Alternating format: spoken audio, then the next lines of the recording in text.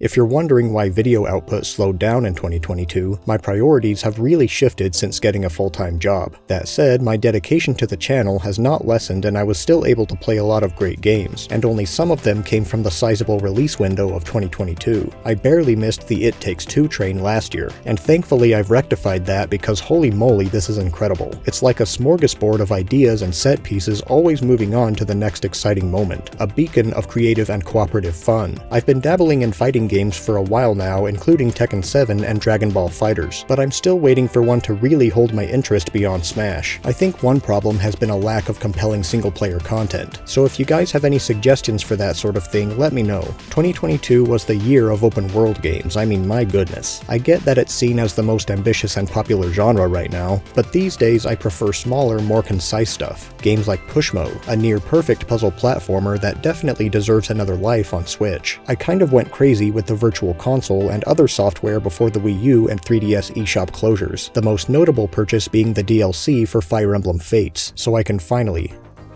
put this dang game to rest. Despite the shortcomings of Nintendo Switch Online and the expansion pack, I have been gradually going through the N64 library, discovering a hidden gem in Kirby 64, the Crystal Shards. The best thing about Kirby to me has always been experimenting with the different copy abilities, so I loved Crystal Shards' unique mechanic where abilities can be merged together for all sorts of crazy combinations, and it'd be cool to see this return in a future title. Speaking of new games and long-running series, Kirby and the Forgotten Land and Pokemon Legends Arceus were precisely the shot in the arm those franchises needed, though I didn't enjoy them as much as I wanted to. Pokemon's new open-world format needs a ton of work to be competitive in today's market, and I kinda wish linear platformers would abandon the age-old tradition of littering the stage with missable collectibles, because it drives the completionist side of me nuts knowing I'll have to redo the level. Crash 4 in particular seemed determined to make sure I stop caring about completion. However, I had enough fun to then try out the Insane Trilogy and Crash Team Racing, which I hope to eventually finish. For something that I probably won't finish, Xenoblade Chronicles 3 may be the most obligatory investment of my life, and I have mixed feelings about this series being the channel's most popular topic. As for my thoughts on the game,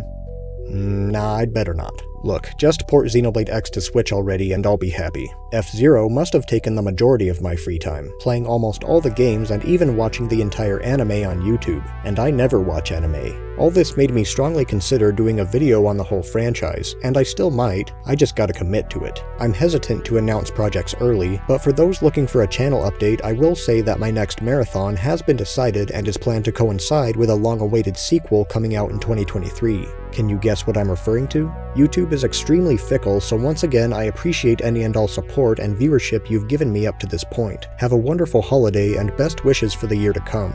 Cheers.